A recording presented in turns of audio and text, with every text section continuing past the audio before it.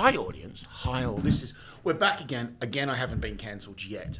I have been looking forward to this podcast for months and months and months and months.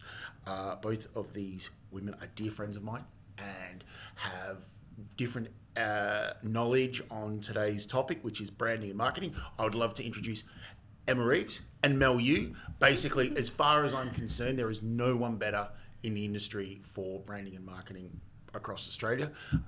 But what I would love to ask is, welcome, so hello, both to you all. And the first question I'd like to ask is, why marketing and branding? What a loaded question. But first of all, thank you for having us. Thanks for having us, Tav. I've been so looking forward to this, guys. I mean, you guys are artists, and getting you both in the same room at the same time has been a little bit challenging, but we got there. And I'm so looking forward to hearing what you have to say. We did. It was meant to be. Yeah. The long-awaited podcast episode, but I'm super excited. So, all right, I'm going to throw it to Emma first. Why branding and marketing is the question? Yeah. Why we got into it? Why you got into it, and why are you so good at it? Okay.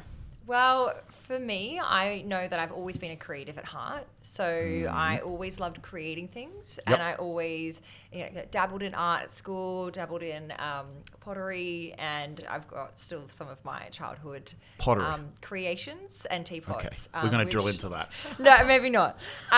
So for me, look, I've always loved just brands. Kind of then progressing into university, I chose a Bachelor of Commerce. Yep. Marketing in management were my majors. And so for me, being in business as well and being connected to brands and corporate and being around people. So I think we have that in common where we definitely get our energy from others, and marketing and branding allows you to both work with brands and businesses and build things and create things. And so for me, that's why I chose it. Okay. Interesting answer, which is got me to ask you a couple more questions. Mel, why the hell did you get into branding and marketing? So not as linear in terms of knowing what I wanted to do going into uni, because in uni I studied psychology and wanted to always be very academic as a psych. As I moved through my career, and I ended up falling into events. And so I loved people, I loved community, and I felt like even though it might seem seemingly different industries, events and psychology have a lot of similarities, which really at the core of it is relationships and people. I've always been very fascinated about people, why they do what they do, how the mind works. And then as I've moved through events, I realized that events is a form of marketing. Events is about getting yourself out there, getting your brand awareness out. There's always an intention there. And as the business evolved, we started including more services around brand and marketing. And what I love about it is marketing is how people find you, and brand is why people choose you. And so both those things are related to people and relationships. And I love storytelling. So my personal brand, I think, is very aligned and synonymous with authenticity. And that's kind of how I fell into it, by going, how do we tell authentic stories? How do we create brands that are compelling and that have a unique quirkiness to them, and how do we draw that out and relay it back to a consumer or a B2B business? And so that's how I fell into it. I couldn't agree with you more, but I'll actually tell you something why I introduced you two together. Because obviously we met through Business Networking Sydney, we met through Business Networking Melbourne, and both of you two have this uncanny ability of sort of understanding what someone needs or what they need to hear without you knowing too much about the situation. So you can identify a client and go, oh, we need this, but we're not sure how, and then you can deliver a plan together. So you guys have given me advice in my personal life, right? And I was like, they both give me really similar advice, and they've got such high vibrating frequencies. I have to introduce these two people together. And lo and behold, here we are today. Yes. Okay. I love why you got into branding and marketing. What I would love to both ask you is, and I'm a firm believer in this, is why is it important in this day and age of social, AI, podcasting, why is it important to have someone like yourself to promote businesses? What's wrong with just the old knock on the door, cold call and stuff? Why is it so important that branding and marketing should be at the forefront of everyone's business development plan? So I think one of the main reasons that I show up every day for our clients is for the business, but it's for the person behind the business. And as we know, we're talking about people, we're talking about, resourcing your own team, but resourcing, for other clients and businesses. people buy from other people, Yep. and especially the nature of our business as a digital marketing agency for financial services and professional services Yep. businesses, you are buying the expertise of that business, but you are buying the director or directors and then the senior employees, and therefore the whole kit and caboodle of that Yep. business. Yeah. And that starts with the person. And the person behind the business could be an incredible accountant or an incredible salesperson Yeah. or an incredible tech and entrepreneur, but they're not great at promoting themselves. They're not great at sometimes bringing the team on the journey and, incorporating the vision and the mission and the ingraining the values into Yeah. that business. And then understanding that brand and marketing sit everywhere. We've had this conversation about, not everyone has to necessarily have an identified marketing budget. Just the fact of you having branding outside the front of your office, having some merchandise that you have your employees wear, or it could be branded PPE. It doesn't matter. But everyone has marketing in everything that they do, but they don't always do it well, or they don't always do it consistently or in line with the business or to the benefit of the business long term. So Yeah, that then allows them to actually build a pipeline, build a brand. Because I work with a lot of companies that don't even think that their business is a brand. They're like, we're not a brand. We just provide a service. You actually... Service is a brand. A service is a brand. Yeah. But it's in charge for us as marketers and as consultants and as advisors to help them understand both the value of the brand Yep. and then maximize that potential. Again, great. I love it. Okay. Mel, you work obviously all over Australia and, And the world. International. And the world. Yeah, Tav. let's you do work over the world. Yeah. Yeah, your band's pretty big. Like, you work all over the world. Okay, similar question I've got for you. How do you feel companies should work with branding experts like yourself? Because companies just feel engaging you and then just handing it over and going, you can just deal with it. Like, how frustrating is that for you? Like, what I'm trying to get at is, like, how do you do what you do? So I think it's a good follow through with your comment is everything is brand, right? When you can educate someone to realize that when people go, I don't have a personal brand or I don't have a brand. Yes, you do. It's how people perceive you. It's your reputation. It's your identity. And if you're not consciously crafting your brand, someone else is doing it for you. If you're not telling your story how you want to tell it, other people are going to tell it for you. So it's about what it is that you believe in, your vision, your mission, your values. And there's personal brand and company brands. Yeah. A lot of people that want to elevate their company brand aren't recognizing the power and influence of their personal brand as well. They kind of come in and go, I want to do a company brand and I want to, change our logo. Our logo needs a revamp. And I'm like, we need to peel this right back because the logo, your typography, your font colors, all of that is the tip of the iceberg. What I love to do, and I'm sure you as well, Emma, is getting underneath that iceberg, getting underneath the hood and going, okay, well, what is it that you actually stand for? What is it that, if you don't have a vision, how do you even recruit? How do you bring people on your mission? Yeah. Otherwise, do you want a business where it is just a job and it feels transactional? I don't think we get into business for that. We get into business somewhat, it is providing a service, but it's providing value, impact, influence, and all of that ends up relating to brand. The more powerful your brand is, the more sales that you're going to get anyway. Yeah. Again, Can I add to that? You can add whatever the fuck Yes. you want. I'm not going to get involved. And what I was going to add is just it's then great that them sometimes they say, oh, I want to do a new logo or I want to put these values on our website. But if they don't actually live them, believe in them, and they say, oh, our USP, so our point of difference is we are tech savvy, and it's like you don't use any cloud-based system. Okay, we are a really inclusive office. It's like you force your employees to be in 5 days a week and have no additional remuneration or incentives. And this could open up a whole topic in recruitment, obviously. We will and get being positioned as an employer of choice, and the fact of having a capable and confident and also long-standing team, like a long tenure of a business demonstrates the quality of that company. If they aren't actually doing any of those things, they're not going to retain employees, they're not going to retain staff and clients, and they're not going to grow their business. So sometimes people come to us and like, I want to do all the flashy things, right? The logos, or like, I want to redo our socials, or I think we should be on TikTok. It's like, do you have substance behind you? Yes. Are you grounded? And that's why you're saying like pulling everything back. And what is stripping the it back. intention? Because it's like, oh, we should go on TikTok, but why? Yeah. Like But- what? And who and why and Where- what is are we that is your talking audience to? there? Exactly right. And the thing with brand is also a feeling.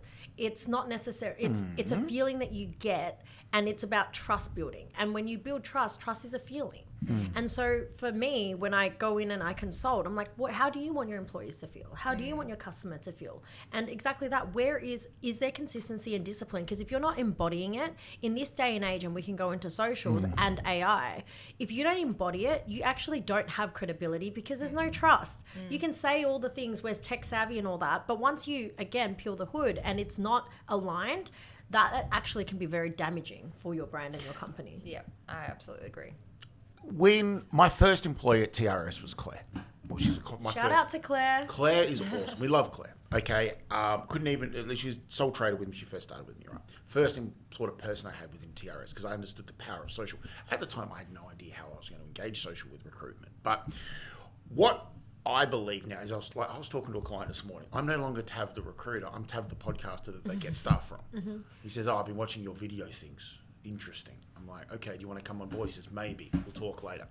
But I think where we're moving this whole, we could just have conversations and block the whole day out, right? But what I would really love to know from you guys is with how important brand and marketing is, but how does a company stand out within branding and marketing? Like, how do they, obviously everyone is different in the product that they're selling or whatever, but fundamentally at the end of the day, we're all in business, right? How do companies stand out, and what do you think is going to happen to companies that don't engage people like yourself? I mean, I've got Claire, internally, I love Claire to bits. She's awesome. She does all of our stuff, right? And I don't even know half of her job because I deliberately just keep her to it, right? But how do you think, the question I have really for you is, how does a company stand out? Because it's getting so competitive out there now, and you're not the only one selling that widget or that service anymore. And the other question I have for you is, what is more important to start with, the product or the branding? I had a half smile because it's like, what comes first, the product or the brand? Or, but 100% it's the brand. And also you mentioned it's so competitive out there, and I smiled because I'm like, is it competitive? Because if you're true to who you are, and there's one of one, and there's only one fingerprint, one set of eyes, all of that, I don't find the market competitive at all. I don't think that there is such saturation. My core ethos and belief, and some people might just be like, this is way too woo-woo. No, it's not too far. Trust me, this ain't going to be fucking woo-woo. That I can assure you. But when you are who you are, there is no competition. In fact, it's more collaborative in the creative space. I'm much more about collaboration. I'm much more about like, how do we find your, not just like USP, but what makes you guys stand out? Who are the people behind this business that's going to take us on this mission and inspire us? A lot of things like your accountant, or like you end up building really genuine personal relationships with them, and you stick to them, and someone else can come in, cold call, and try and take that business away from them, right? But when you are loyal to a brand and you trust a company, you can't actually like sever that relationship. So it is all about people and relationships and creating teams and culture and reflecting that in compelling storytelling. I just find people don't know how to storytell. And that's where we come in when we have a natural ability to, you mentioned you've always been creative. I've always been an empath. Some people just might have that innate right brain kind of intuitive thing of like, let us help you tell your story. Yeah, I would say, the whole, how do you start with the brand and the service as well, because it does come back to the individual. And I say that not because every individual needs to be heard and seen, and even not all businesses need to be heard or seen, because it comes back to the customer. So it comes back to what you're offering, who you're targeting, and in what way you need to be found. So in terms of how they get found, so in brand terms, generally someone needs to see your brand and your business at least 7 times before converting to be a customer. And there's multi-channel. I think it's 17 now. Well, it depends. Like, I guess it depends. That's a fucking lot either way. 7 or 17. It doesn't matter if it's 7 or... It's Why gone is up it gone because up? we're so consumed by ads and content now. Like our ability to... We're getting sold to every single day. When you're walking down the street, you're getting sold to. And I think that touch point has gone up, but continue. Well, first, Yeah. maybe because we work with different Yeah, businesses. true. So in the service-based space, and generally those, so we talk about their multi-channels. So What are they? So it could be like their owned media. So it could be their, you've reached their website somehow Yep, through okay. something you've seen on LinkedIn. That's a channel again in itself. You've seen a promotional stand at an event. Then you've met a colleague out at a function. So there's just multiple touch points of that brand and business, which then ultimately warm that customer up, bring them down the buyer journey, and they're more likely to then purchase. Okay. So it's about recognizing the brand at multiple touch points. And at that point, you're communicating different messages. So say, for example, you meet the director at a function, then you go meet a staff member at an event, and that brand does not align. So it's about recognizing, that's when we come into brand consistency and having consistent messages and look and feel, as we were saying before, that everything is brand.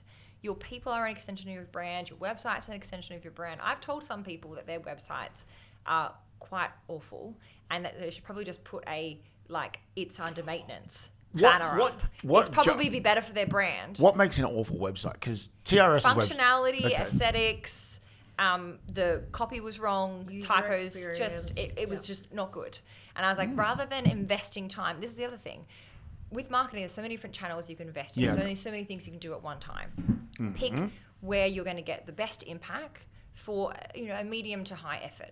Perhaps you start there. Okay. Because you can't do everything at once. All right.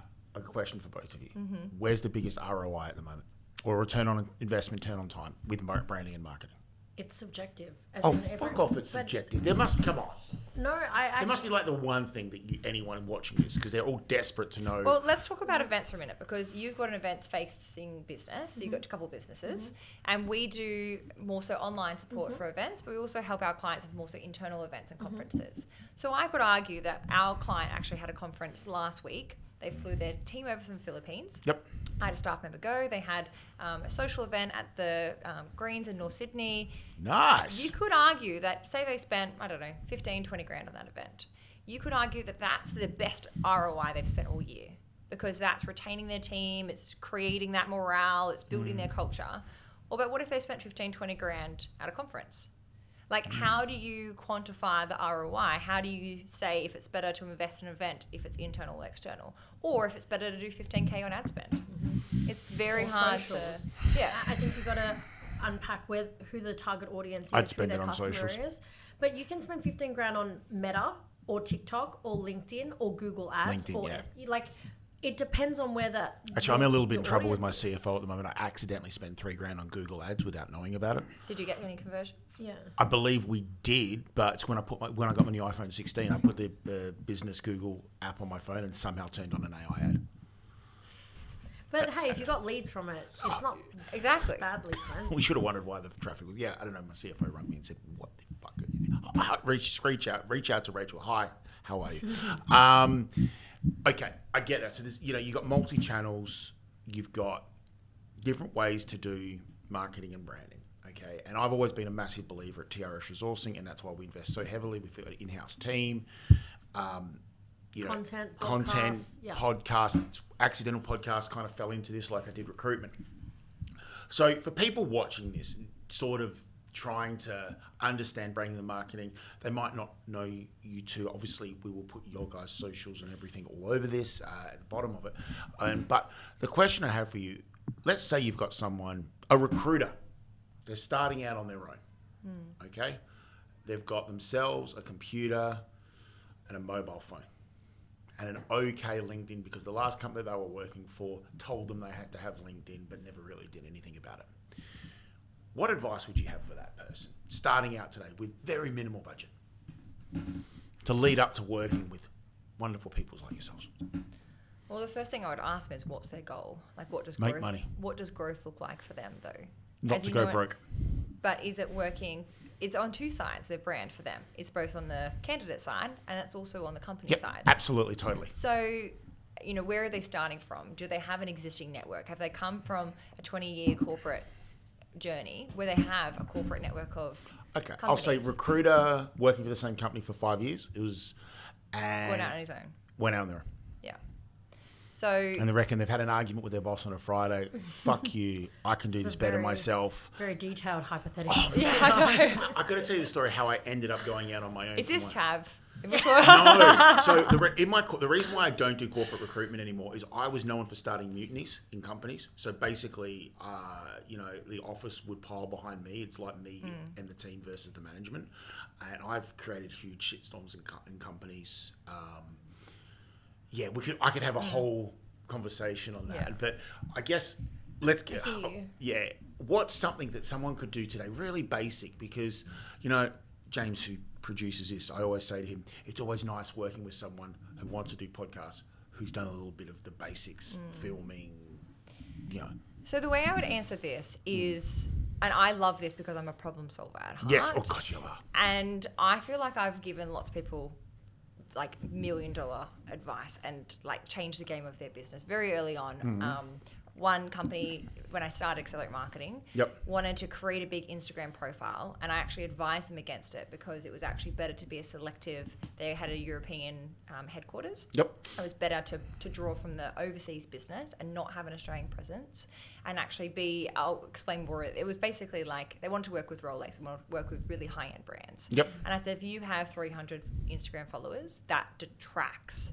You're better to just leverage the company brand from a global scale. And so he could have wasted so much time and energy. And I said, just don't. The money I've wasted on my life. The way I would approach that is looking at some kind of initial actions and items they could take. If they need to be very professional, maybe you should go out and get some corporate, branding and clothing for your staff. If you need, maybe you're in catering. Or maybe if you have a service-based business, maybe you want to do a lot of networking. Get a really good business card. Or if you want to do some online ads, get a really good social page and build up. So you've got to channel your energy and your spend as well, your energy and your efforts into one particular avenue where you think your customer is going to be and where you can kind of physically manage that.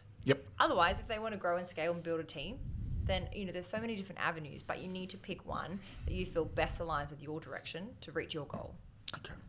I'm going to break it down from a different perspective, I think. That's why you have us both. Because I'm so looking forward to this podcast. because I work with personal brands. And so if I'm looking at the avatar of a recruiter just starting out, you need people to know you. So the number one thing you need to do is self-promotion in a really authentic way, which is what I mean by building a personal brand. And so when we talk about you having a laptop and a phone, this is the generation in the world where we are so tapped in that we can be incredibly resourceful with very minimal budget. And so I would suggest you to do an audit and cleanup of your profiles. So whether it's LinkedIn, Instagram, TikTok, and sometimes it's important to get someone else to do an audit because you might not know what you don't know. But some simple measures of like, how is your profile photo? Is your profile photo best representing you? If you are in corporate or you're wanting to be more professional, don't have a photo of you and your cat. It doesn't serve you in that They drive element. me nuts on LinkedIn. No photos of fish. What the fuck? And it might not be relevant for you to be posting your food meals and whatnot. So we want to craft you to be an authority within the industry. When we talk about personal brands, we want you to be synonymous with recruitment so that when people think of recruitment, they're going, okay, the first person I need to contact is Tav. Most likely, they're thinking of a person rather than the company as well. When I fly with Virgin purely because of Richard Branson's personal brand. It's because I align with Richard's ethos, his entrepreneurship, it's just a thing. I don't check other prices. I just am so loyal to the brand. I wear Nike over Adidas purely Adidas is the enemy. But why? Because I adopt, Adidas or Adidas. That's how you say it. I'm a Nike gal, but yeah. But because of the ethos that everyone is an athlete, that just can do it attitude. And when I wear something, it makes me, again, when I talk about brand, goes back to a feeling. And so when you're out there and you've got very minimal resources, what are the things that you can talk about that can help, that you're passionate about, because otherwise it won't be sustainable, or that you are knowledgeable about, and start sharing knowledge. Start documenting it. If you feel really awkward as well at the start, I just recommend people to do an introductory post where you're admitting that you're kind of like, hey, this is awkward. I've never shown up online before, but I'm going to try and show up more to take you on that journey. 10 out of 10 times when my personal branding clients do it, they get such phenomenal results because people actually just want to You're being genuine. You're being Yeah. really genuine, and you're not going, hey, I'm an expert in the field yet. Because if you're not, and you don't have the years of experience, you're lying and you're just performing. So that's not branding. Yeah. Branding is actually just being who you are and documenting that journey along the way and letting people come along for the ride. That's kind of where I find that authenticity piece way easier to just be who you are. And it comes with practice. So another thing that the people listening right now is like, but showing up online and doing video, I can't do that because it's just so awkward. I was one of those people. However, Sorry, you can AI yourself soon. I know. Don't I'm have so to worry looking about forward it. to it. Yeah. and you don't have the confidence because you're not competent, right? Confidence comes from being competent in something. And Well, you how don't do know you what you don't become know. competent in something Yeah. is when you practice and practice and practice and rehearse. Your first 10 podcasts might be really shit. But then on the 11th and the 12th and the 13th, what's going to happen? It's muscle memory. You're just going to get better at it. And so for those that are trying to build a personal brand in recruitment, trying to show up online, just start off at meet yourself where you're at, Yeah. and then seek influencers, mentorship, and coaches that are going to be able to help you, guide you, and then you can discover your content pillars. Then you can discover your tone of voice. But you're never going to be able to discover it if you don't start. No one's ever going to be able to find you and build businesses and make sales if they don't know who you are. Yeah. And so the power of social media and the brand thing is actually, instead of cold calling, you'll find that leads are going to come to you because there's a magnetic pull to what you're posting online. And what I find with building my own personal brand is in the sales call, I actually don't need to build trust and rapport because it's actually already built through all the content that I've put out between my company brand and my personal brand. And so I treat it as, we call this thing in marketing and branding that you get like 300 hours of content you become someone's bestie. So whether that's a phone call, whether that's an email, whether that's a text, or listening to someone online, across 300 hours, that person feels like they know you. They'll stop you on the street and go, I listened to your show, or, hey, I'm watching this, because everyone's always watching. When I say everything is brand, also everyone somehow is consuming your content. They might not physically like it on LinkedIn, but they're watching it. And so continuously having that consistency, putting content out, I'm starting to see profound results now, but I've been building brand for 10 years. And so any earlier, I don't think I would have had the credibility to come on your podcast and say I'm a branding expert. Oh, I disagree. However, over time, Yep. my character's been built because Mel's really consistent. She talks about this one thing and she's really consistent and things make sense. And now she's starting to get evidence around it, clients around it, delivering epic results. And that's how you end up elevating your product and your brand. So I'd say just start on socials with your phone or your laptop. I totally agree with. I've only very recently started to leverage my LinkedIn following. I had LinkedIn for years and years and years. Came back from London, 30, and I had 4,500 followers. No idea how. Just collected them, that sort of stuff. And, LinkedIn was just there as a sort Collected the audience. You do. You just sort of collect connections and do something with it. And then I always looked at it as more We're of a talking about people, right? Yeah, but you gotta understand, I sell people for a living, so I look at it as more of a commodity-based thing, transactional. He's joking. Sort of. I do have my paperwork in order. What I mean is, so I guess we talk about recruitment. We're dealing with people's careers, okay, and we're dealing with people's ability to pay bills, mortgages, rents, car payments, whatever you do. And I look at social as more of a credibility piece, branding. Right, good, bad, the ugly. It's just if you get a bad review, how have you dealt with it? Because try as we may, we're never going to keep everyone happy.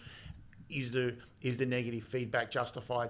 No, it's not. But I think the questions I now have is, you guys have both got huge personal brands.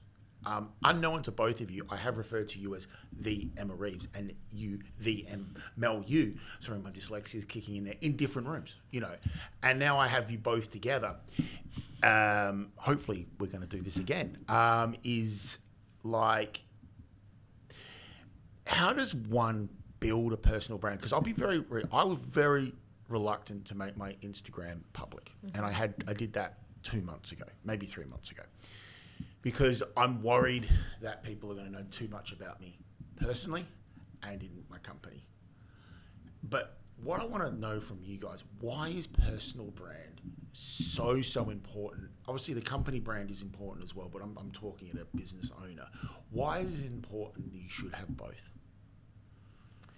Well, I'll actually challenge you on the fact of, like, I do have a personal brand. Everyone has a personal brand. But I intentionally tried to not drive that with the growth of the business over the last couple of years. Because my objective was always to have a company and to have employees, have a boutique business, not at the moment a 200-person agency, because I want to service certain clients, and then so we also need to be a certain size.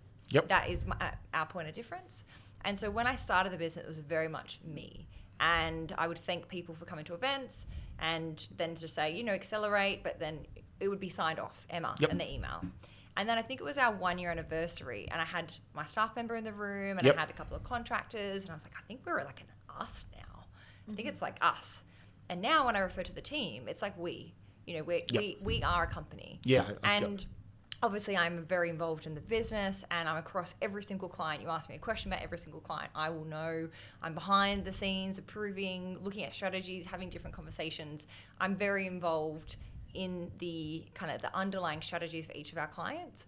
But the team, we have set people now in those roles. So I have 3 employees with me in Sydney. So we have an office in Martin Place, which was a milestone for us in July. So we got our first office. Thank you. Air claps. And then we also had our first company retreat a couple of months ago.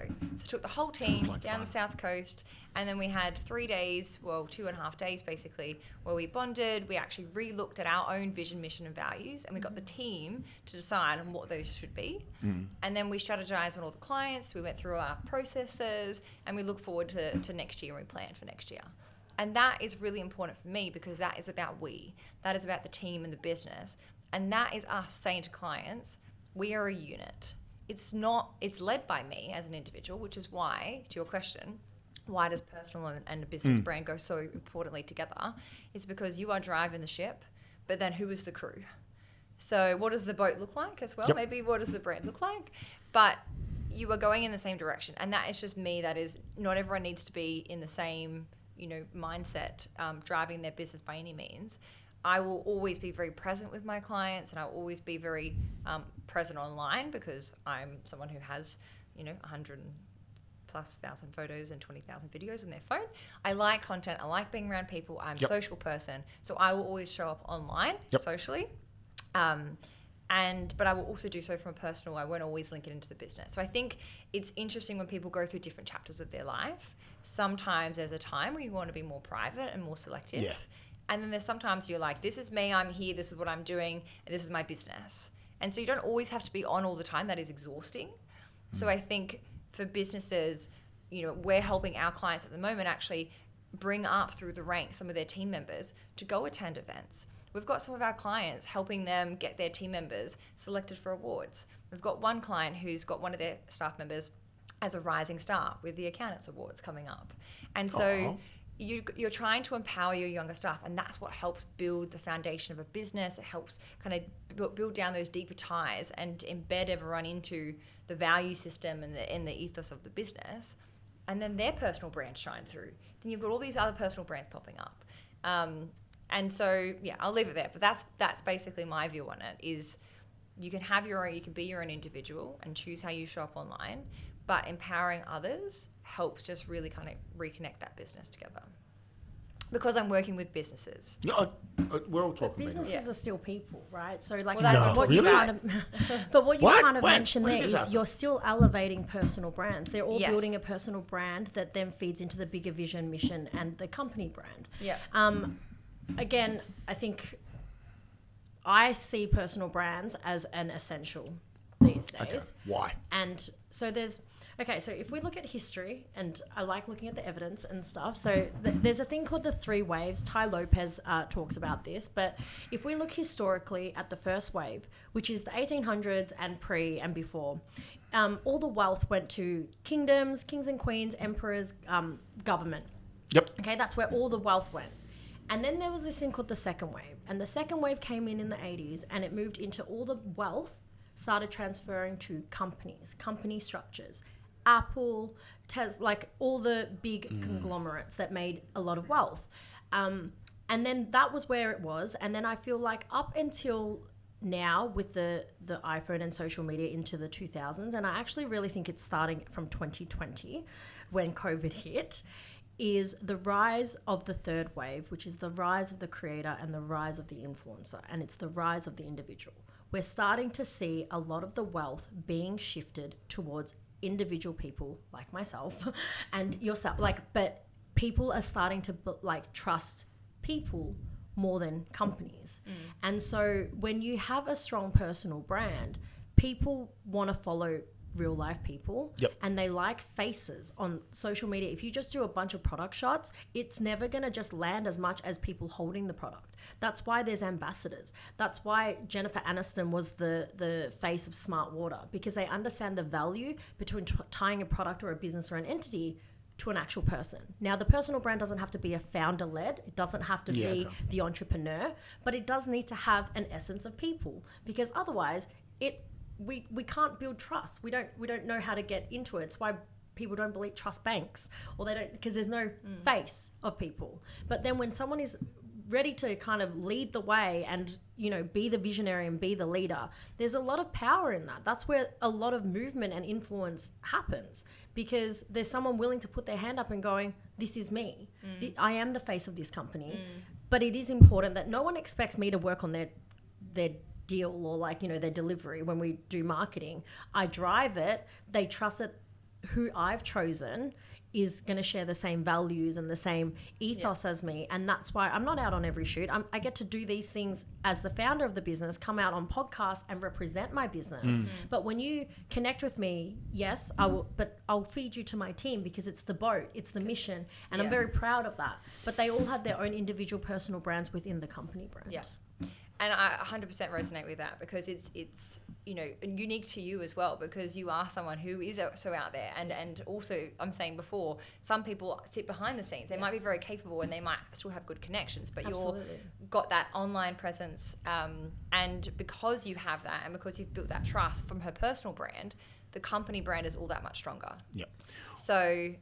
And just on that really quickly, because I don't want to lose my train of thought, but when you said I was really afraid to, be too personal or too private, I'm actually a really private person. People don't Oh, yes, you are. But I'm a very private person, and yet also extremely out there and vulnerable. But you get to choose what you put out there. You get to choose what shows up online, because you are the creator. You're the driver of that brand that you're crafting. So I let people in because there's a level of, I've just done it my whole life. It's sustainable for me, but for someone else it would be way too much, and that's okay. I say you don't have to show your kids. You actually don't have to show your partner or whatever it may be. You get to choose what you and have two profiles and have fun with it. Yeah, but also have fun with it. Content shouldn't be like, oh, it's like such a chore that's draining. Like, you need to figure out what works for you and put out, content should be fun. It should be, or everything should be fun, really. Life should be a bit more playful instead of what's the strategy, what's this. It's important, but at the core, I think it's what do you want to do, what do you love, and what do you want to share, and lead with that. Yep. So what I think you're trying to say, just because of my dyslexic 5-year-old brain here, is to build trust, you need to be vulnerable with the authentication, being authentic in the message that you're sending to the market, so people resonate with it and build trust. Also need to have a clear message. And you can do multiple things. You can have multiple businesses, multiple interests. Yep. But in different scenarios, you'll have to lead with a certain message. So when you were saying before, Tav, recruitment. How many times have you had someone come to you and say, can you recruit for medical? Or can you recruit for accounting? I know I've asked you. Because I think Tav, recruitment. Because, again, you're a problem solver. But then this is when, in the second layer of that conversation, you can say Tav, recruitment, and then in the niche that you work in.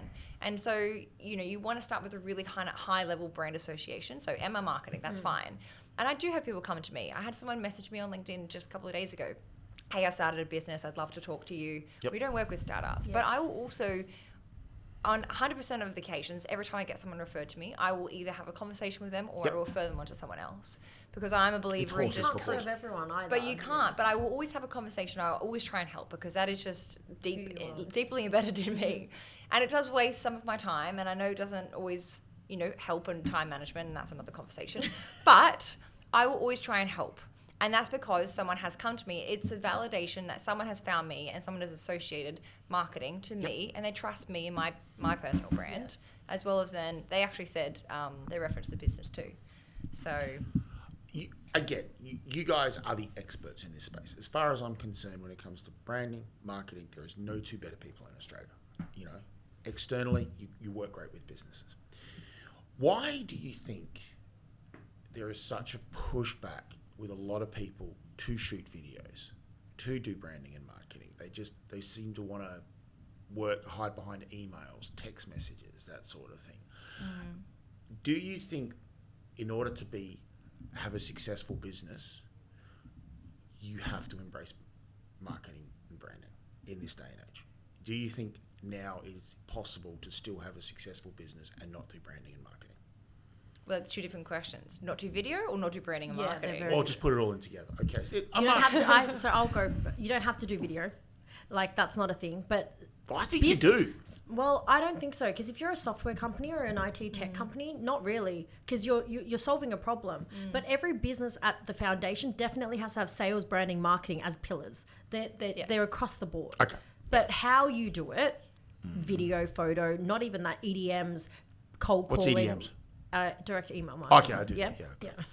I said I got to. How you do it, Oh, yeah. not as relevant. But you definitely need a sales strategy, a marketing strategy, and a branding strategy. Otherwise, like, how do people find you, choose you? Yeah, that's it. Crumbles. Everything crumbles. Because there's a Can massive reluctance. You can ask me whatever you want. Well, I was going to say, what is it for you that you saw the value in video for your business? Video's the new search engine. And why do you think that is? Because Google says. no, I Google think does say, by the way. yeah, well, Yeah. Google owns YouTube. Of course, they're going to say that. Like, you know, they're going to. I honestly think, like, if anyone's looking for anything now, where's the first place we go? Insta or YouTube? Yeah. Okay, I need to know how to do this. I need how to work that. I need to look how this software that we were just talking about, this company. I wouldn't look at. I would just go on YouTube and find someone who's done a tutorial on it. Yeah. Search, bang. Okay, do that. Our tolerance levels have changed. The way we consume content has 100%. vastly changed. Our attention span has changed, Oh, which yeah. is why it's 1.4 seconds. which is why it's harder to differentiate yourself. But like you said, we're lazy in how we want to find answers. Yeah. ChatGPT, other now kind of Google search engines and how that's fed into email and automations. And we want simplicity, we want speed, we want information yesterday. And so if your business is in a space where people need to be getting that information quickly, then probably video is pretty important. Yep. Or if you're building a brand in a new space, video is the best way to be able to convey something, again, on a personal matter, especially if it's a founder's address where you're trying to demonstrate the culture of a business. 5 photos versus a 30-second video, there's just no comparison between the two. So if you need to storytell about your business, you need to be able to convey that message in a really succinct way, impactfully, then video is going to be really key. It's a video, but I truly believe that in order to have a successful business, you have to be across branding. Like, you have to be. That's why I hammer it in with TRS resourcing, and this is why I'm doing this little video chat series, is because, you know, I need to make sure that people are understanding the business and building brand loyalty and trust. The question I have for both of you is, how can branding and marketing repair a damaged company? Like, something's happened, they've got bad reviews online. PwC?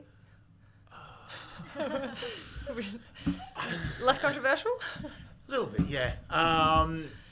It's how does branding and marketing repair and restore trust? Because if you don't have trust in a brand, even in a business, you're not going to use that business, right? You know, what I thought was fascinating, that Bunnings is now allowing a rave at one of their Bunnings stores. I mean, what the fuck? But they're going crazy online with it, right? Just to build that whole new, you know, we're trying to be, you know, cool in some way or bring in a new thing. So how do you think branding really can repair a broken brand? Yeah, I can share an example of, I mean, this client's brand wasn't broken, but there was something that was damaging their brand, and it was something as small as just a negative review on Glassdoor. Wow. And it was just one listing of one person, one comment But the reason why we asked them about it, and we said, look, we highly recommend we remove this, was because it was a third search listing for them. And so when you Google the business name, you have obviously their website show up, and then their LinkedIn show up, and then this was a third listing. So I said, we've got a couple of different ways. We can claim your profile and then try and, ask to, have that removed, speak to the employee if that's at all a possibility. Or we need to now actually get you on different platforms and create different reviews to flood the feed and push it onto the second page. Because that is damaging your brand. And so it depends on, I guess, the severity of it, and something as small as that, there's ways to try and either, like I said, kind of just push it out, or try and take it down and try and claim ownership, especially with Google reviews, as you would have to do with your clients, is responding back to the reviews. So, having ownership, but then in some cases, if it's a really public issue, you might want to take a bit of time to then take stock internally and talk about damage control and like how that impacts the business. So addressing it straight away and quickly isn't always the best response. Thinking about kind of more holistically, what's the impact, and then what's the best way to counter that's appropriate for their business. That's I agree. What do you think, But Mel? also in the same way that a brand can elevate you, take you to the next level, be found, it can damage. But I think repairing is always possible because brands evolve, and it comes down to, it's almost like PR. It comes down to how do you want to use something that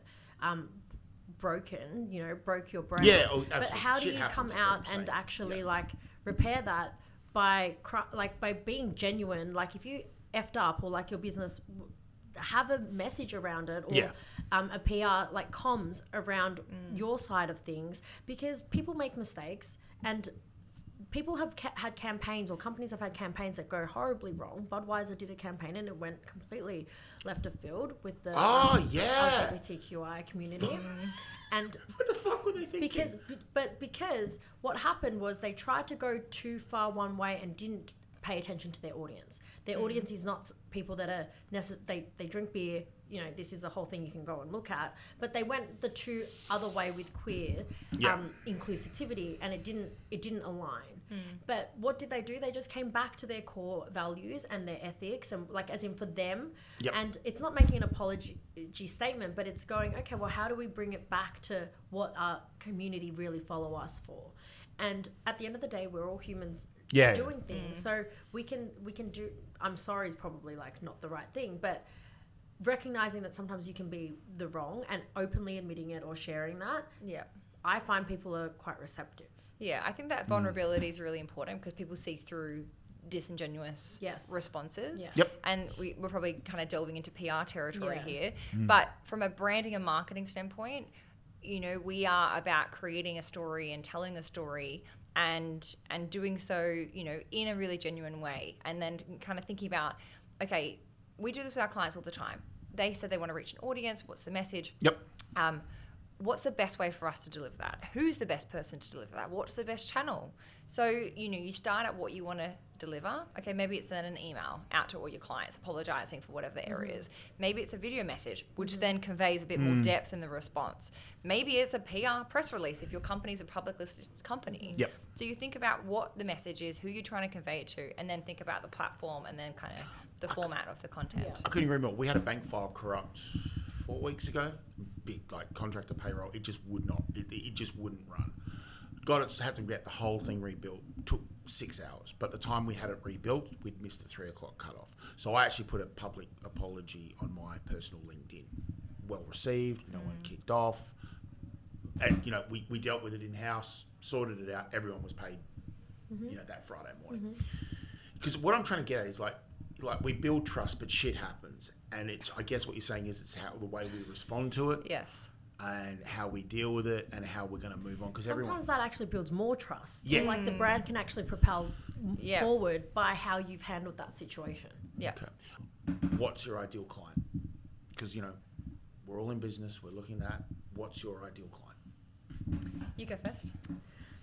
Our ideal client is someone that's probably been in business for a while. They've got the disposable income that understands the value of marketing and brand. So we've had to do a lot of sifting through who our ideal avatar was. Yep. And sometimes I think when we're trying to just get to the educational part, it's really, really difficult for us to do what we do best at. So they kind of have come in with an understanding of the value of brand and the value of marketing, and the value of playing the long-term game when it comes to branding. It doesn't end. It's not like a thing that you tick off and then it's like we're done.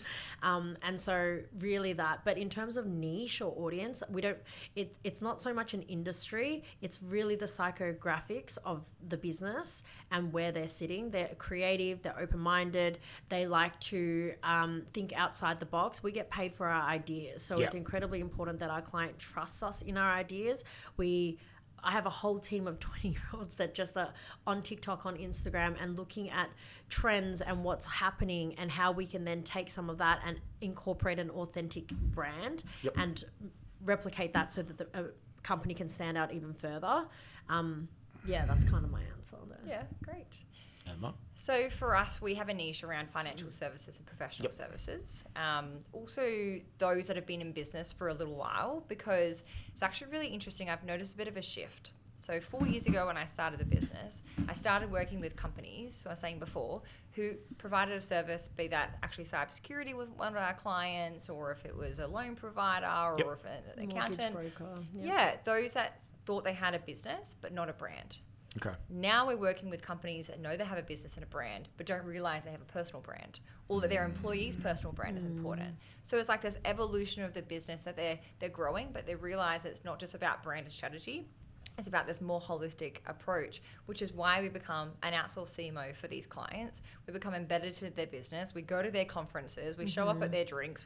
We are a bit unique in that sense because we are a small and agile team. But we basically work as a partner and we work as a support for them, so that this pillar of the business and marketing, it's not a transactional one-off campaign. It's getting them to understand that the brand is the business, the brand is the person, the brand is the team, and we help them across all those things to build that structure in their business. And we've actually now, when I first started, I was so happy. I said, we've got a 100% retention rate. And now we've actually had a couple of clients embed marketing as a function in their business because we have built that structure and they have now put someone into that role. And I see that as a success. I see that as we're leaving a legacy. That business is now set up for ongoing growth, and that's an evolution. So for us, businesses who are going through that transition, so businesses who identify it as an important aspect to have in their business and to invest in, but maybe there's people in their business that they know that they need to build them up to align with the brand and help that brand grow. So I've actually been helping a lot of businesses, the internal staff, some consulting with that, awards and recruitment and events, and coaching people how to go to a networking event. Didn't think I'd be doing that 12 months ago, but I love it. And I love helping others within the business. So we help both the brand and the individuals. And I think, for us in that finance and professional services space is really, really interesting because they're not always extroverts, and it doesn't always come, as easy as it does for others. So. Oh, I struggled with this to start with. Oh my God. Getting in front of a camera was no, but as you said, muscle memory, things like ladies, I have thoroughly enjoyed today. Thank you. Thanks for Mel. having me. Thanks for having us. Yeah, Appreciate this has it. been long awaited. It's been long Hopefully awaited. we didn't disappoint. I'm not disappointed. Luke, you disappointed? Luke's none- off camera, not Luke's disappointed. he's all right. As long as Luke's happy, we're happy. This has been great. Thank you, ladies. Thank you. I'm looking forward to doing this again down the track. Until next time on the yacht. Yeah.